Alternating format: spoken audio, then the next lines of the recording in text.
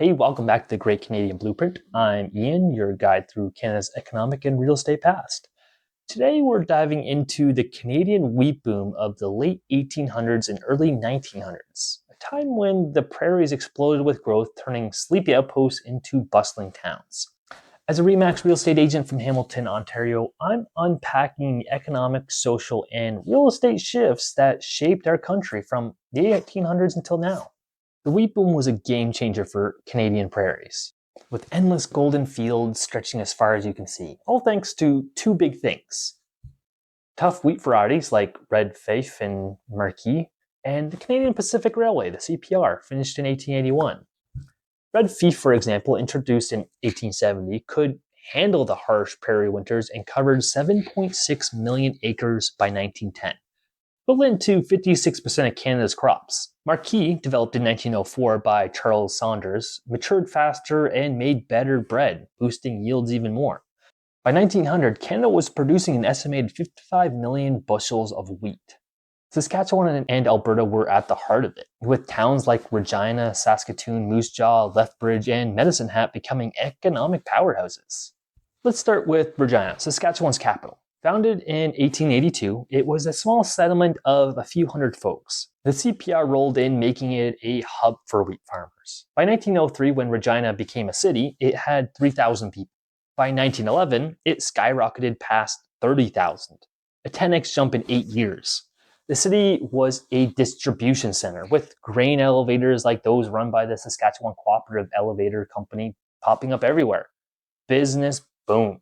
Saskatoon's story is even more interesting. Founded in 1863 as a temperance colony, in other words, a social group promoting the total abstinence of things like alcohol, had 113 residents in 1901. The CPR's arrival in 1890 sparked a boom, and by 1906, when it became a city, it hit 4,500. By 1911, it was 12,000. By 1921, over 25,000. Over 200x growth increase in 20 years. Wheat was the driver, with elevators storing millions of bushels. The city became a railway and trade hub, with banks like the Bank of Nova Scotia opening in 1906 and buildings like the 1909 Land Titles Building showing off its wealth. Moose Jaw, incorporated as a city in 1903, started with 1,500 people in 1901. By 1911, it hit 13,000, thanks to its spot in the CPR line. It was a service center for farmers, with grain elevators and businesses like hardware stores and hotels thriving. The city's role as a railway divisional point, with roundhouses and repair shops, employed hundreds, fueling its economy. Over in Alberta, Lethbridge had 2,000 residents by 1901, and that jumped up to 8,000 by 1911. While coal mining started it, the wheat boom and irrigation projects, like those led by the Galt family in the 1890s, made it a farming hub. The CPR's 1885 arrival turned Lethbridge into a trade center, with elevators handling wheat from surrounding farms. Medicine Hat as well, incorporated as a town in 1898 and a city in 1906, saw its population climb to over 10,000 people by 1914. Known for its natural gas, it also leaned on wheat, with the CPR making it a key shipping point. Grain elevators and businesses grew, supporting a mixed economy of farming and industry. These towns weren't just growing, they were economic dynamos in Canada. Grain elevators like Prairie Sentinels stored millions of bushels. In 1930, Saskatchewan alone had 3,200 wooden elevators.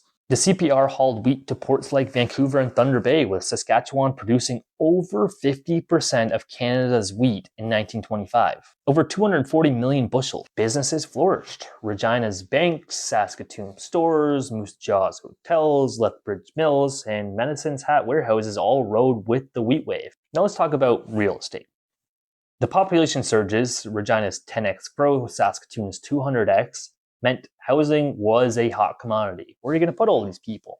Farmers built log cabins or frame houses outside towns. A typical 600 square foot cabin in the 1880s was basic: wood walls, dirt floors, maybe a small loft. By the 1890s, wealthier farmers upgraded a bit to clapboard houses, but in towns, laborers like railway workers and elevator operators lived in 500 to 800 square foot wooden cottages. Boarding houses were huge too, charging weekly rent for shared rooms. The elites, on the other hand, merchants and bankers, used their wealth to build brick and stone homes. In the 1900s, these towns kept growing. By the 1920s, Canada, on average, was producing 450 million bushels of wheat, roughly 15% of the world's supply. The Great Depression hit, but wheat stayed steady. Saskatchewan still produced 175 million bushels in 1933. World War II boosted demand, with 250 million bushels produced by 1945, 5% of global production. Towns like Regina and Lethbridge added apartments and public buildings like Regina's 1908 Legislative Building. Housing grew denser, but affordability issues lingered. Today, these towns are prairie pillars. Regina with over 220,000 residents and Saskatoon with over 260,000 are Saskatchewan's biggest cities. Moose Jaw's 33,000, Lethbridge 98,000, and Medicine Hat's 63,000 thrive as regional hubs. Canada's $25 billion grain industry put Canada 7th on the global scale of production, making it a major contender in today's market. So what's the takeaway? The wheat boom turned Regina, Saskatoon, Moose Jaw, Lethbridge, Medicine Hat, and many other towns into economic real estate powerhouses. Here's my question. If you were a 1900s prairie settler, would you farm wheat or invest in town real estate? Drop your thoughts below, I'm curious. Thanks for watching the Great Canadian Blueprint. If you're interested in learning more about the wheat economy and how it grew Canada, join me on my next videos, like and subscribe, and I'll see you on the next one.